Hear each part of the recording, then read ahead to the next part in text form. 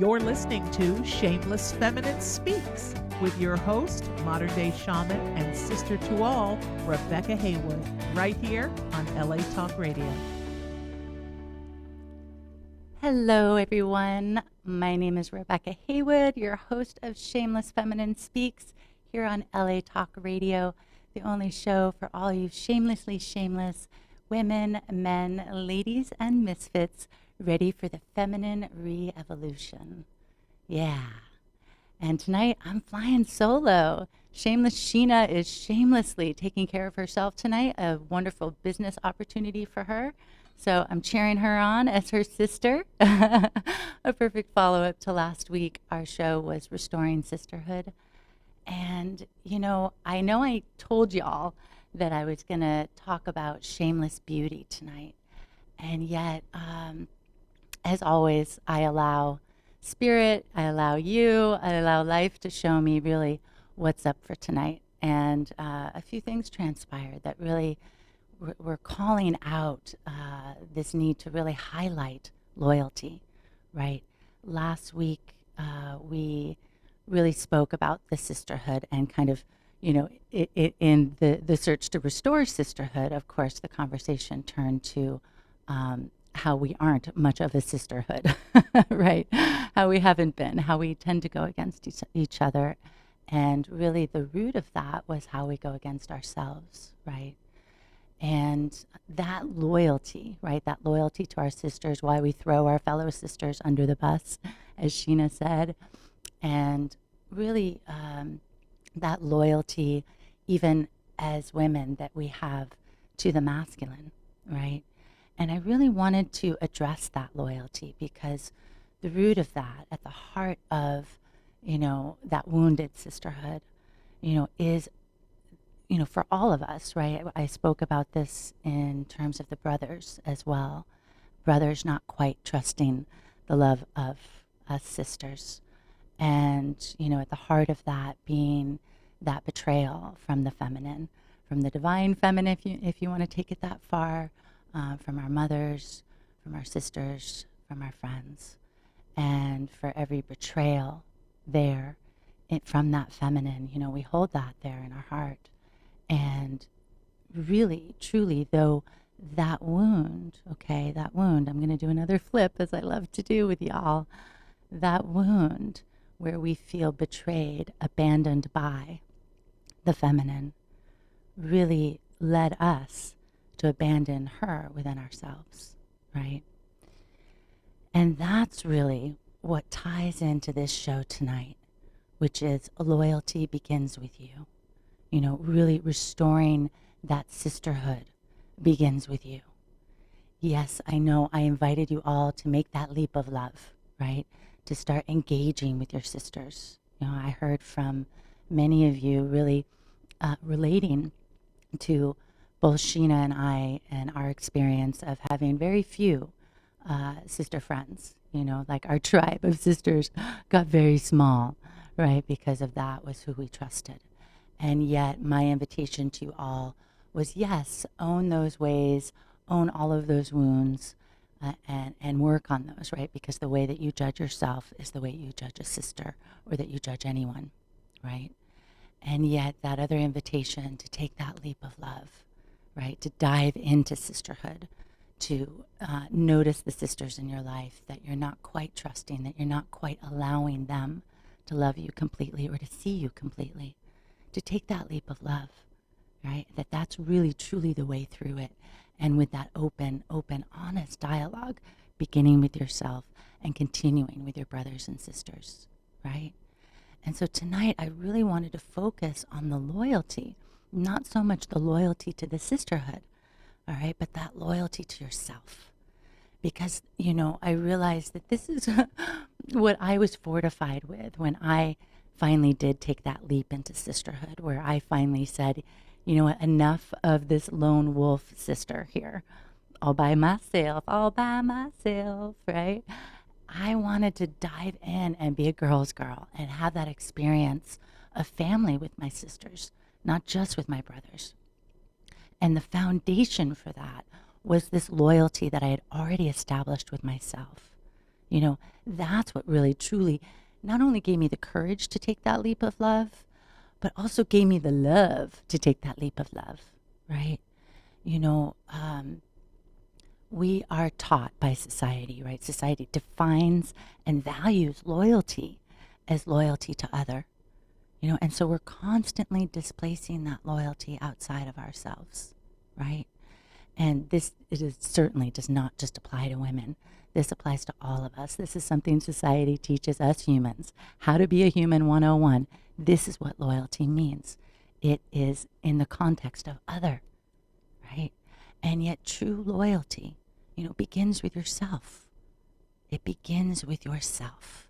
If it doesn't begin with yourself, then what you're giving truly isn't loyalty, right? It's some kind of version of idolatry or even some masked need, right? And you'll understand that more as we talk about what drives this, right? So there is the domestication, okay, where this is how we define loyalty, and it's a huge human value, right? We strive to be loyal, right? Now, this is different than faithful, okay? We strive to be loyal, and we couch that loyalty in reference to other, okay? And we might even, applaud the degree of our loyalty by the degree that we go against ourselves, right, to grant that loyalty to other, right? That's how deeply ingrained it is in us. And yet there's even more to it beyond the domestication. There is a biological drive, okay? And I spoke about biological programming last week on restoring the sisterhood. And, it really does apply here as well, although the biological programming, we're going to expand this concept, okay? So I spoke about it last week more in the smaller context of that biological programming that pits us against each other as sisters to be the most beautiful woman in the room, right? Biologically, we are programmed to capture that mate, right? To capture his attention, to bed him, to wed him, to keep him, And this is part of our biological programming of survival and of, expanding our species here on the planet, right?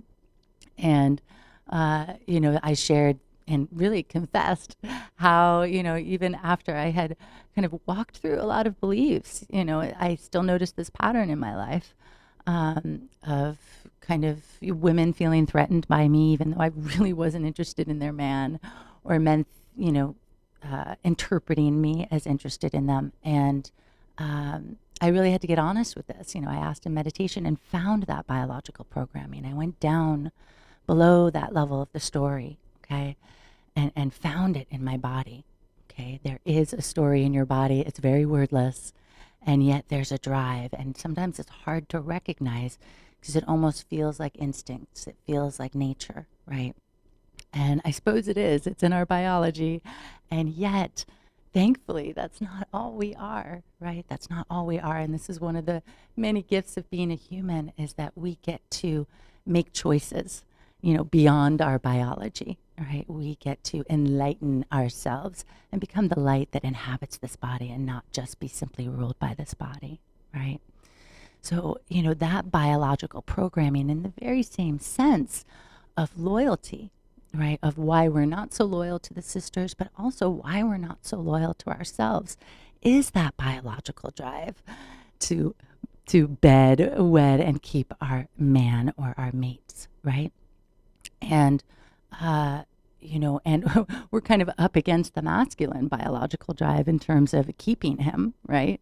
It could be argued that the masculine's biological drive is to spread as many seeds as possible, right? So keeping his attention, keeping his desire to be here monogamous with you, right? We're up against that biological drive as well. And so you can see already how that loyalty between men and women, between women and women, starts to get challenged. And that's just in our biology. Forget the domestication. Forget the wounds. Forget, we haven't even mentioned the ancestral shame yet, right? the story of our ancestry written on ourselves, right? Of how we've displaced that loyalty towards the masculine, really out of another sense of survival, right? That masculine world that thrived, right? That we kind of had to, in a sense, go against our feminine or go against our feminine sisters just to keep ourselves as the ones off the stake, keep our skin intact and unsinged, por favor, right? So, the biological program, the ancestral, the domestication, all of it. And, all of these driving forces around loyalty. And really, I'm drawing a circle here because there's one really big one at the center of it. And someone actually brought it up in our Shameless Feminine group this last week. And in the center of all of this, and really in the heart, is a fear of being alone. Mm-hmm. A fear of being alone. Now just take that in for a moment. And how that relates to loyalty. Of why that fear of being alone could lead you to reach outside of yourself with your loyalty, to displace that loyalty onto another, right? And how that fear of being alone could kind of distort that loyalty beyond just being displaced outside of yourself, but distort that loyalty into a need, right?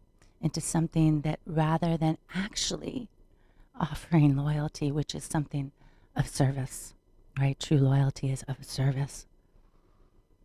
That when we are coming from that place where we don't want to be alone at any cost, then we're out there reaching with our loyalty just to try and pull people in. Mm-hmm.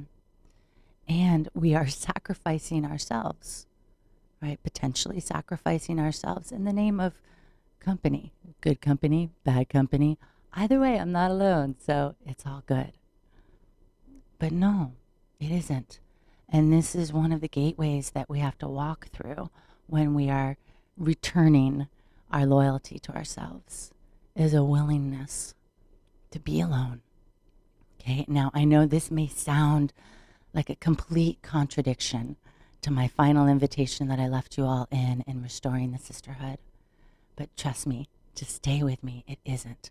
Because in truth, walking through that gateway of being alone, returning your loyalty to yourself, okay?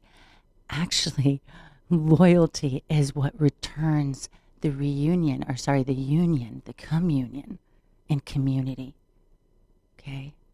When we are loyal to ourselves and we're not afraid of being alone, and then we're truly in a place of service, but service not at sacrifice of self, then we return that communion to community. That communion within ourselves feeds the communion within the community. Mm-hmm. And just imagine, even just taking the larger community out of it, just imagine, in what we spoke about last week in the sisterhood, and how really what we judge in our sisters is actually what we judge in ourselves, right? And what we hold away from them is what we hold away from ourselves, right? So just imagine that union with yourself, where you love yourself so completely that you will not go against yourself. You will not be disloyal to yourself in the name of a sister or a brother, in the name of any invitation that life offers you.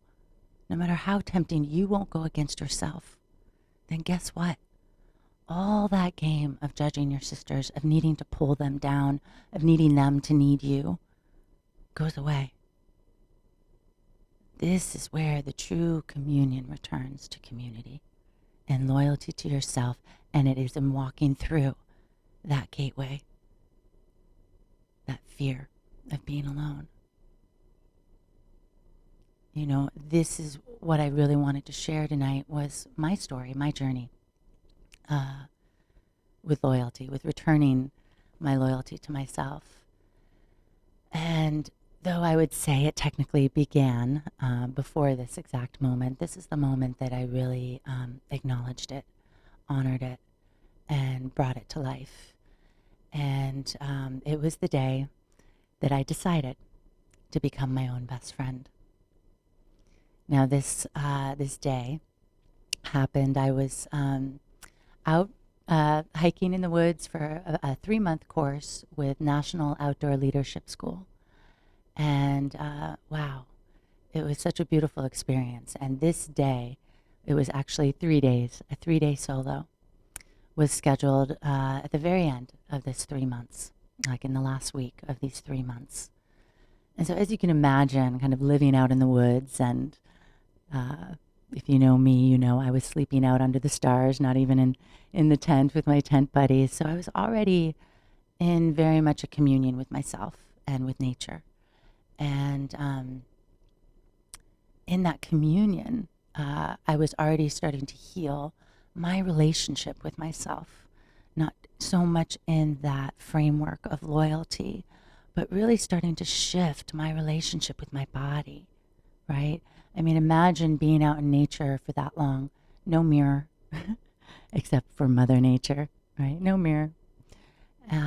And, you know, just with that one thing, no mirror, it stopped so much of my judgment against my body, you know, so much of my judgment against my body, which was then further supported by the beautiful reflection of Mother Nature around me. And I started to witness, wow, like I don't judge that tree as more beautiful than that tree, right? Where that one is full of green leaves and maybe even has blossoms upon it. And yet I don't judge it as any more beautiful than the one standing next to it that's bare, naked, old, you know, half dead, maybe charred from a fire. You know, it's just as beautiful in its own way, right? And so as I was walking in these 3 months out in nature, I was really letting go of my domestication, right? Becoming a wild woman, and in every way, from the inside out, okay? And really beyond that relationship with my body, there was a new connection, a deeper connection with my emotions and with my mind. You know, when you're out in nature like that, you know, no television, no news. I didn't even bring books with me to read, just my journal to write in. So really, I was the only voice in my head. It was so clear. I mean, of course, there were other people on the journey, but for the most part, I was the only voice in my head. And so I really, really turned my attention to that dialogue in my mind, you know, and I was just really, really listening to myself, maybe for the first time, really, truly listening for the first time, and listening to the words, listening to the emotional song within those words. I mean, just beautiful, just beautiful. And my heart, my dreams, my spirit, all of it. I really returned to the essence of Rebecca, you know, pre-domesticated Rebecca, as close as I could get on my own, you know, without tools and without really directives of self-awareness, without directives of dismantling beliefs. There was just a very natural restoration of the organic essence of Rebecca. And so the scene is set, okay? The scene is set. There I am already in this beautifully restored relationship with myself. And the 3-day solo was coming up, and I really wanted to make the most of this. It was to be 3 days all by ourselves, so no group, nobody around us. And it was going to take place on the banks of the Rio Grande. And we got to choose our spot ahead of time, and I chose this beautiful washout that was feeding the Rio Grande. It was dried out, you know, but it was so beautiful with these rocks just smoothed out by the water, and this beautiful carrizo cane just arching over these rocks that I imagined just, you know, sheltering me with their shade and singing to me with their song as the wind blew through them. And so I chose this spot, and you know, I still wasn't quite sure as I chose my spot what my intention was going to be there for myself, you know, other than to just like be cool with being alone, right? Like that's a pretty big experience. I was 19, I guess, at the time. So that's a pretty big experience, right? Completely alone. And and no walkie-talkie, mind you, no radio, no nothing to like call for anybody in case anything happened. So truly alone, and no cell phones. So yeah, that was really all that I had. And this beautiful man on the journey, he was one of the teachers for this segment, which was whitewater canoeing. And he said to me just one thing as I was getting off the bus to start hiking in to my little chosen spot on the Rio Grande. He said, my wish for you is that you become your own best friend. Yeah, thank you, JD. I doubt you're listening out there, but if you are, thank you very much.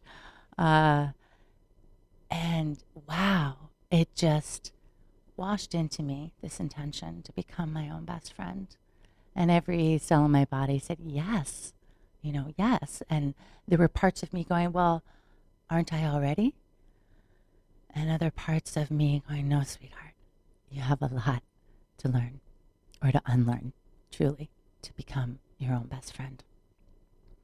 And so that was the intention that I stepped onto the trail with and hiked out to my beautiful washout along the Rio Grande. And it was the most magical 3 days. I won't say the most magical 3 days of my life thus far, because I've had a lot of magical days, and it's hard to compare those magical days. And yet, gosh, I journaled. I did bring one book on that one, given to me by JD, The 7 Laws of Spiritual Success by Deepak Chopra. And I don't remember what the 7 laws are, but I'm sure they schooled me well. So I did a little reading, I did journaling, I did Tai Chi. I actually hung out naked most of the time. I slept when I wanted to sleep. I ate when I wanted to eat. I danced when I wanted to dance. I sang when I wanted to sing, as loud as I wanted to sing. I stayed up all night one night just because that's what I wanted to do. It was just such a beautiful experience of meeting myself, okay? Meeting myself, meeting my body, meeting my emotions, meeting my mind. And you could say I had already started that process, right? As I explained, of restoring that relationship with myself, little by little, little by little. But with this intention of really, truly being my own best friend. It was, instead of just simply being aware of the conversation I was having with myself, mentally, emotionally, physically, I was there meeting myself, meaning I met that conversation with whatever it needed, right? If I felt myself feeling a little sad, a little forlorn, a little nostalgic, I would greet that emotion. I would greet that story that created it. And I would hold its hand. I held my own hand. There was one night I got a little scared. I can't even remember what it was that scared me. What I remember is holding myself and being there for myself. And, there was such a sense in the morning when I woke up from that, because I fell asleep afraid, holding myself. And there was such a sense of, wow, that even though there was no actual physical threat, there was no big trauma that I had walked through, it was simply an act of being there for myself, that I knew from then on that I was never going to abandon myself again. And from then on, wow, I really wasn't afraid of fear. I wasn't really afraid of anything. Though fear, of course, came up for me again in life. Fear is natural, right? We better get afraid when the bear's coming at us. Yet my relationship with fear shifted because I was there for myself, and I knew that I could be there for myself. And that as long as I was there for myself, that I could get through anything. And coming back to the center of that circle, the biggest thing that I was no longer afraid of was of being alone. Because in truth, what I discovered by being alone was that I wasn't alone at all. And I'm not talking about spirit. I'm not talking about the sheep that came to visit me or the creosote cane that sang to me. And the dragonflies, sure, in that sense, of course, we're not alone. But I wasn't alone because I got me, babe. I got me. No matter what, I've got me. And that's some serious mojo for your journey forward, of holding your own hand, of being there for yourself, of not being afraid of being alone, not because you're convincing yourself that you've got some spirit presence next to you, but rather that you've got yourself within you, right? You could say, that day I put myself on my altar, okay? I put myself on my altar. I started to worship myself and every aspect of myself. I started to worship my body as my temple, my emotions and my words as the prayer songs sung in that temple. You know, my heart as the dreams dreamt in that temple. And my spirit, the one holding that temple and opening that temple to life. Mm-hmm. So, you know, my invitation to you is, start the process.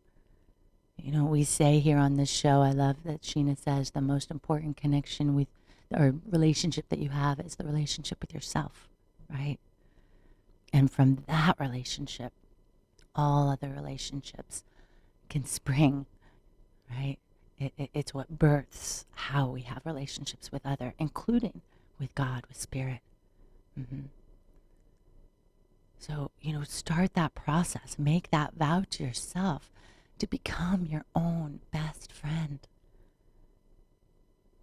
You know, why not? You know, and if you think you've already done it, you know, do it again. Go deeper. Go deeper. 3 days of being absolutely alone. And my journey of being my best friend didn't stop with those 3 days. It kept going. It kept going. Okay. And yet, of course, when I returned to civilization, as I like to call it, new challenges emerged, right? I realized that I could really be there in my relationship with myself. I could be really super present with myself. Yet that presence was challenged when I was in the presence of another. I started to notice how much I was pulled, and it's that loyalty thing, how much I was pulled. So it wasn't the fear of being alone that was pulling me anymore, you know. It was something else. It was that domestication. It was habit. It was, that definition of love, right? Of self-love as selfish. You know, we've talked about that on this show. And of loyalty as loyalty to other.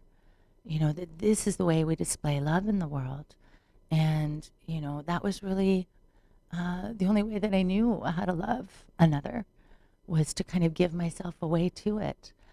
And also beyond just relationships with other people, there were ways that I was just noticing that pull to go against myself, to be disloyal to my body, right? In that reflection of society, you know, here were the messages again. You've got to look this way. You've got to look that way. You've got to eat this way or eat that way. You know, this game that we play.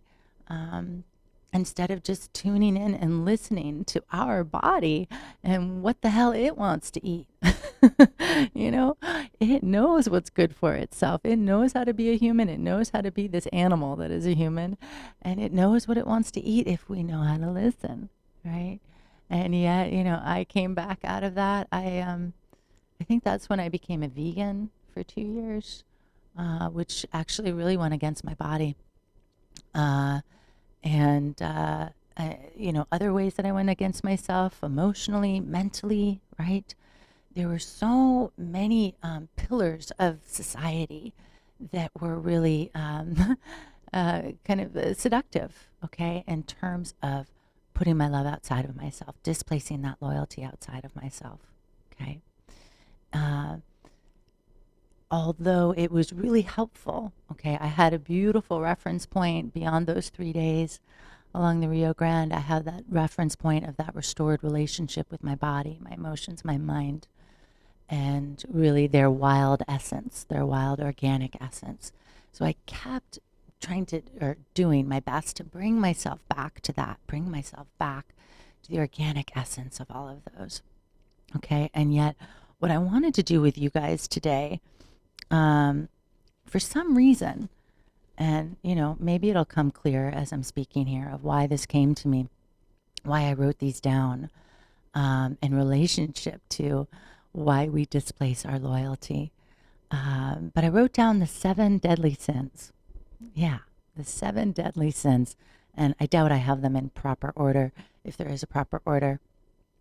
But I just, what I did with this was I took each one and then I applied loyalty to self to it, and how that turned it from a sin to, no longer a sin, no longer going against yourself. Okay. So greed, applying loyalty to self-worth, right? You have a value, and there's nothing wrong with asking for what you need or demanding the value that you are, right? I watched a beautiful sister last night struggle with that, asking for money for something that she was providing, right? And how many of us struggle with that, right? And is it because of this concept of greed, or is it because of this displaced loyalty? Mm-hmm. Who are we being loyal to? Mm-hmm. Self-worth. Self-worth. Lust. Pleasure. Mm-hmm. Feed yourself with pleasure. This was something that I learned in my relationship with my body, how beautiful and how it was really made for pleasure. Being out in the woods for 3 months, it wasn't about sex. I was having a biological experience of the divine, just with the wind on my skin, the sun, the smell of the pine, the sound of the owl. It was all so pleasurable. And our bodies are really, truly made for that pleasure. And so, and yet how many of us deny that pleasure? How many of us deny our pleasure in the name of serving this loyalty, this idea of loyalty to other? Okay. Serve your body, serve your body's pleasure. It's okay. It's not a sin. It's certainly not lust. Mm-hmm. Gluttony. Well, I wrote down indulgence. Indulge. Why not? Right? And I'm not just talking about food, but certainly, that's what we're referencing with gluttony, but it's really an overabundance of anything. But why not? Abundance is great. Abundance is cool in my book. Indulgence is cool in my book, right? Imbalance. Allow yourself those days of indulgence. So many of us are on this journey and we're just beating ourselves up in the name of spirituality, in the name of self-love. And, it really ain't the way. It ain't the way. Break free from that pattern. Give yourself a day of indulgence every week. Why not? Sunday, instead of just being the day of rest, let it be a day of indulgence. Allow yourself to have that chocolate. Allow yourself to go get that massage, to go buy that dress you were eyeing in that shop. Indulge. It's a beautiful thing. And it is not a sin. It is a way that you can serve yourself and be so loyal to that desire inside of you. Desire really only leads to suffering when we don't allow the desire, when we don't meet the desire with action, right? With fulfillment. So follow your desires, indulge, meet them with indulgence, okay? Laziness. Well, we come back to Sunday. Rest. Okay, rest. Right? It's okay to rest. This world, we're constantly moving, going. And there's some kind of sense that if we're not working and we're not doing, then yeah, we've fallen into laziness. That isn't true. There's so much value to rest. Your body gets so much out of it. It restores, it renews, it heals. Okay. We download all kinds of information in our dream time. Okay, we process that we're working even in our dream time. So rest assured, haha, that your rest really serves you. Okay, it 100% serves you. So allow it. Of course, in balance with your action, in balance. But when your body is feeling tired, rest. Listen to that. Rest. Okay. Wrath, anger, wrath. Well, speaking up for yourself. Okay. When we are loyal to ourselves, we don't bite our tongues. Well, we might bite our tongues, but only in loyalty to ourselves. I certainly do at times, and it's really the most loyal thing I could do to myself in that moment. But most times, we're biting our tongue in loyalty to another, or in loyalty, and this is kind of what these are speaking to, loyalty to a concept, right? Each of these sins is a concept. It's part of our programming, right? Whether you're religious or not, it's there, it's here, and it's part of our programming. And so we have, sometimes we're not speaking up for ourselves in loyalty to some sort of principle that we've been given.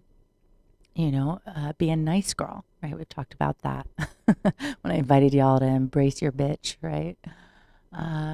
So, speak up for yourself. Don't bite your tongue. And anger has its place, no has its place. And that's how we draw boundaries, and boundaries within our relationships, boundaries within our world, even just energetically, how we draw boundaries, okay, of what we're willing to allow into our life, and what we're not willing to allow, okay? So your house, your rules, okay? So speak up for yourself, loyal to you. Envy. Well, this is an interesting one to apply loyalty to the self to, right? Envy. Wow, what does envy look like when we are loyal to ourselves? What came to me immediately was admiration. I admire so many people, and I do it now without going against myself, meaning I'm not comparing myself to them. I'm not putting myself down because, wow, they're so great. No, I admire them, and that admiration brings me closer to them. It brings me closer to that special thing that they have. It opens me to it, right?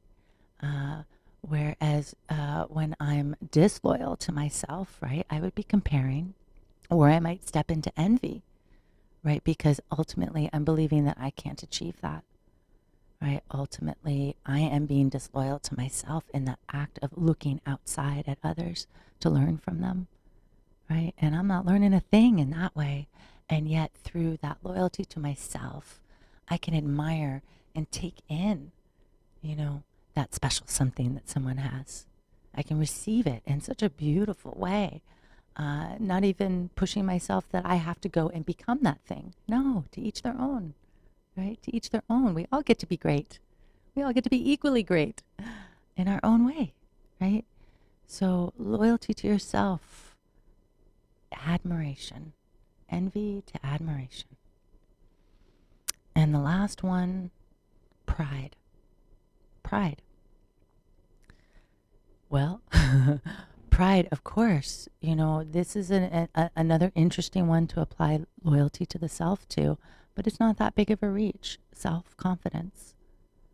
Self-confidence. And yet we kind of shy from that because of this thing about pride and, oh, don't be too proudful, right?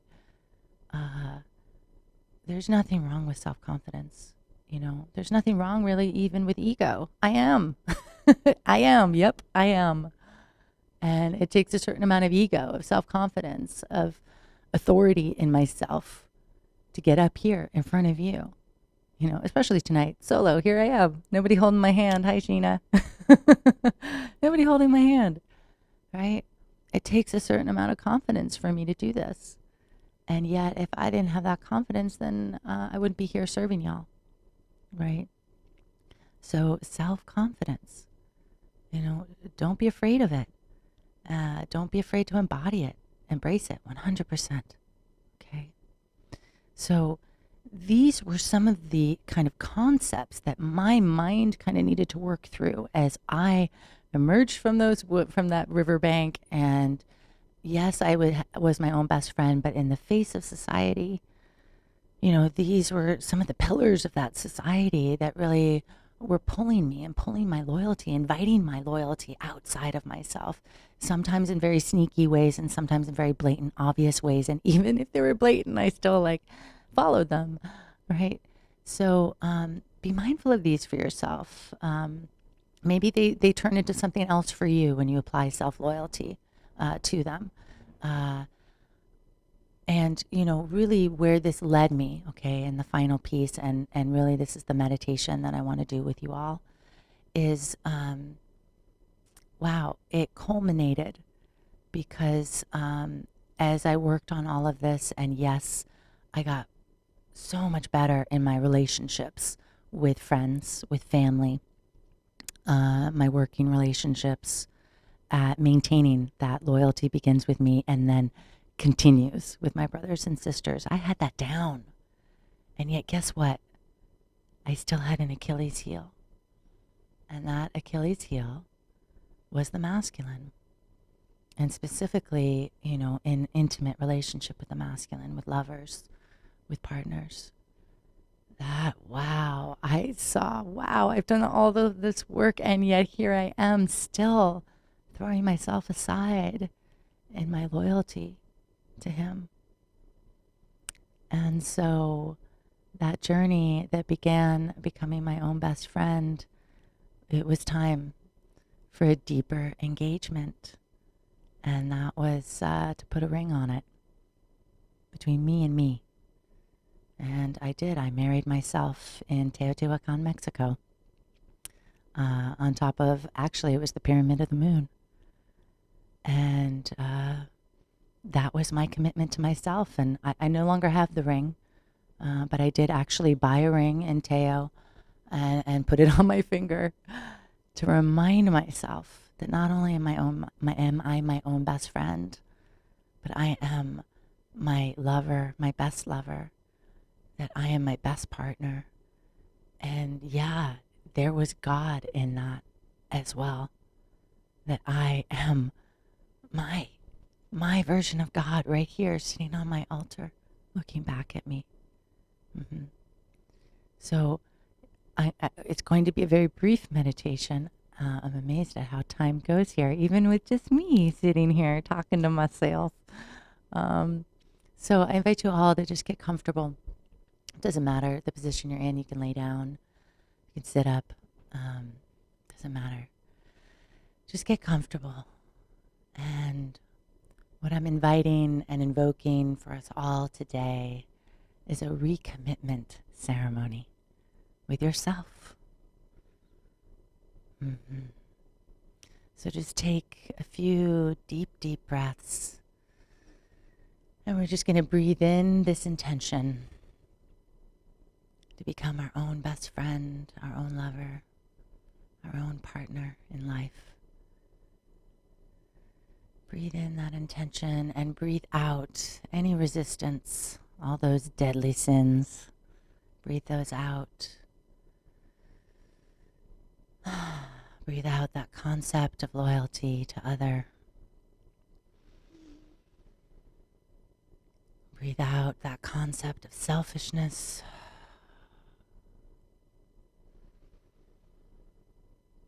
Breathe out that fear of being alone.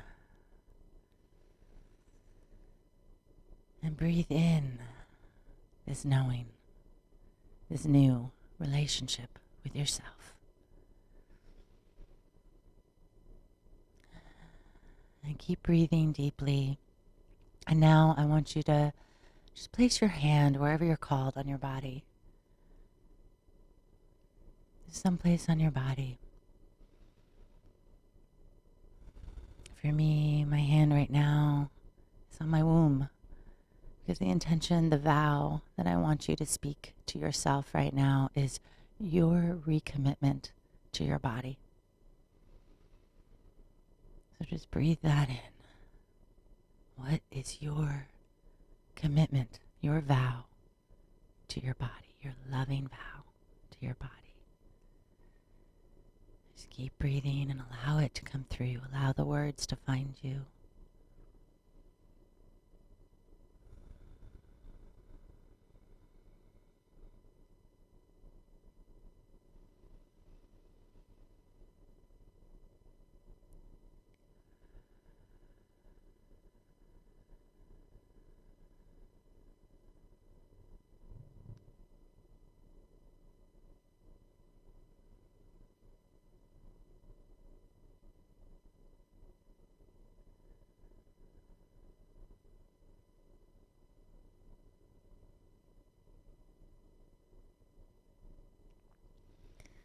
And now in that vow to your body, if you got specific, get unspecific. Go bigger, go larger, go grander. If you didn't get specific, get a little specific. What is that vow? What is included in that vow to your body?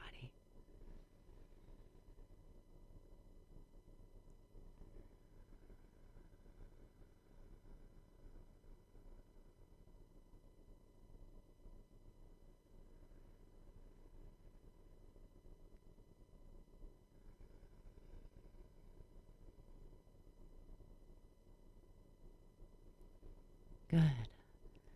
And now moving your hand someplace else on your body. For me, it's going to be on my solar plexus, because our next vow is to our emotions. What is your commitment, your renewed commitment of loyalty to your emotions? Just breathe that in.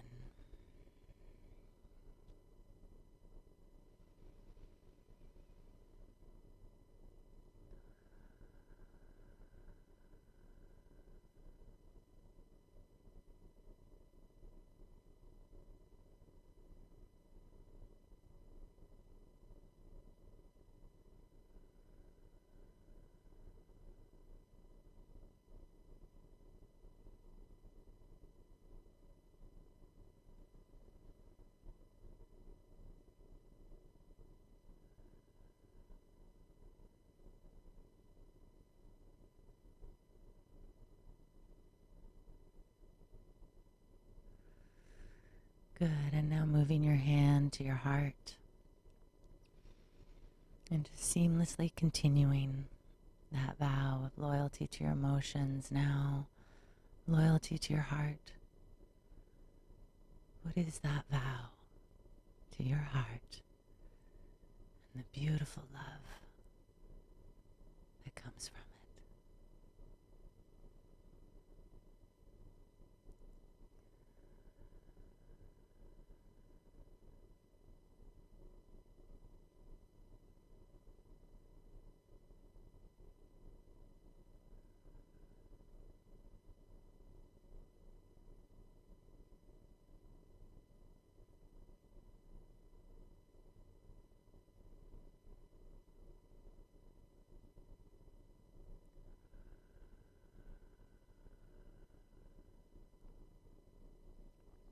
And you may want to include here in your heart vows some vows that are specific to that heart in relationship with other hearts.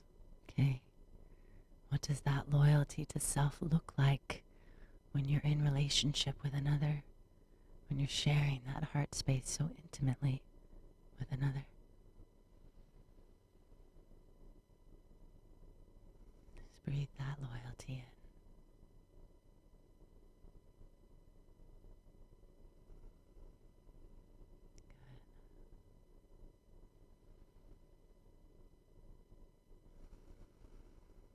And now, placing your hand on your throat.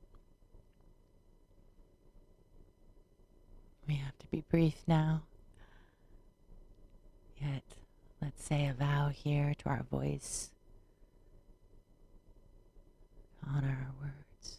To be so loyal to that voice that wants to come through. Just breathe that in. Let this voice may be a messenger of that loyalty, of all of these vows that you have set to your body, your emotions, your heart, and finally to your mind. A vow of loyalty to your mind, to listen, to honor its words, to choose its words that you allow the messenger of your voice to deliver. And what else is there for you? What else is there in that vow of loyalty to your mind? Just breathe that in, see what comes.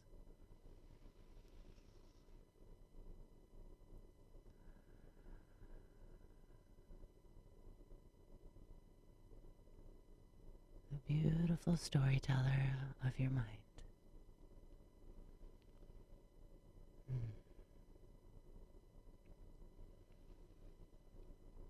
And I'm going to add a little vow from the mind to the rest. That the mind be so loyal and in service to all the rest, to the body, to the emotion, to the heart, to the voice. That this mind bow down its hierarchy, take down its crown, and bow in service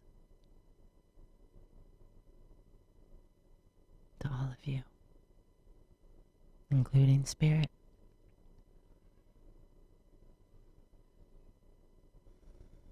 To be that bridge between you, so loyal to you, and spirit, so loyal to you.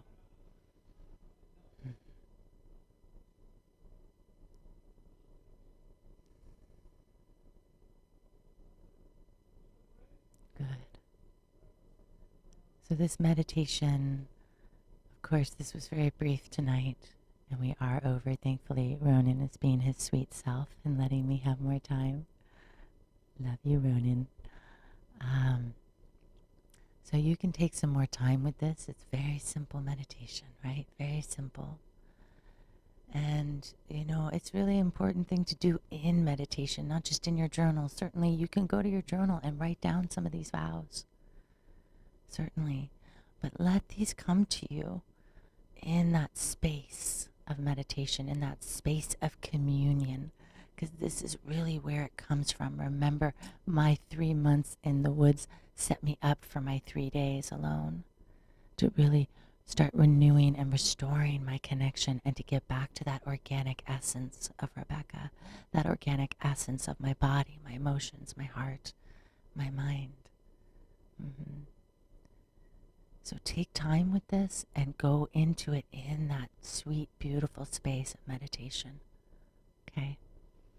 Find your vows there. And I invite you, go buy yourself a ring.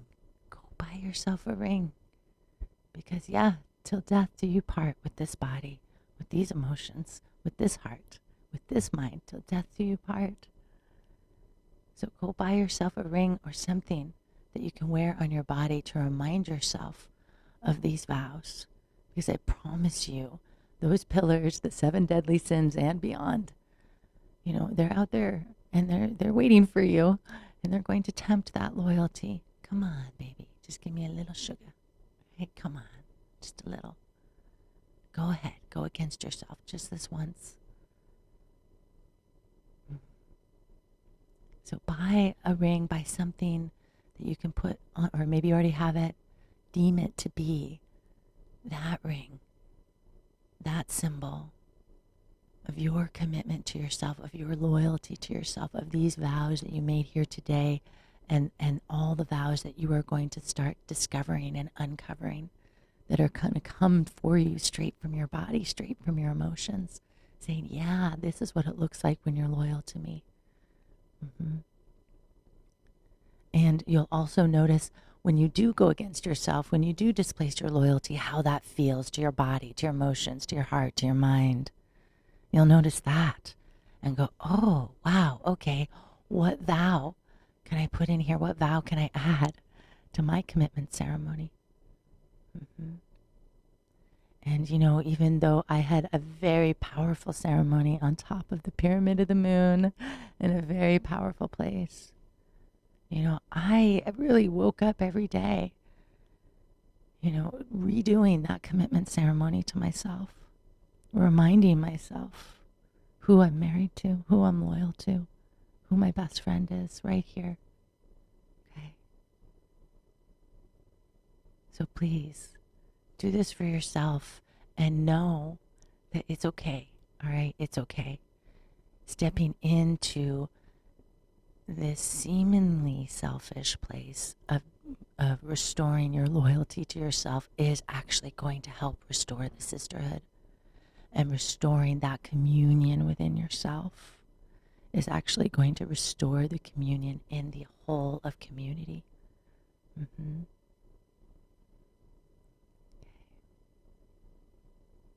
So let it be so. Let it begin with you, And the reason this became such a foundation for me in terms of restoring the sisterhood, or really restoring myself to the sisterhood, being willing to take that leap of love and trust in the love of my fellow sisters and mothers. It was this was that foundation. Because it can get ugly there in the sisterhood, right? Not all of us have healed. Not all of us are taking responsibility. Not all of us are aware. And so by having this loyalty to myself, I didn't go against myself in spite of their judgment. Mm-hmm. Okay. So please do this ceremony for yourself. Go deep with it. Take some time alone for yourself. Go out in nature. Okay. It's a beautiful gift that you get to give to yourself, and I promise you will pay it forward. Okay. So I love you all so much. And I'm always available for private sessions if you're struggling with any of this, or you want to go a little deeper in that meditation with my assistance. I'm so happy to be here for you. So you can find me on my website, RebeccaHaywood.com. Pretty much anywhere on social media as @ShamanSister. And you can email me, which I gave the email out incorrectly last week. It's info@RebeccaHaywood.com. Oh, sorry, I speak at RebeccaHaywood.com. That's the email I created for this show. I speak at RebeccaHaywood.com. Okay? So I love you all so much. And please, as always, jump in that chat room as well, or private message me. I love hearing from you. Your feedback on the show is tremendous. And as you guys have seen, sometimes becomes the topic for our next show. So we'll see you all back here next week. Same time, same bat channel, 7 p.m. Pacific, right here on LA Talk Radio. I love you all.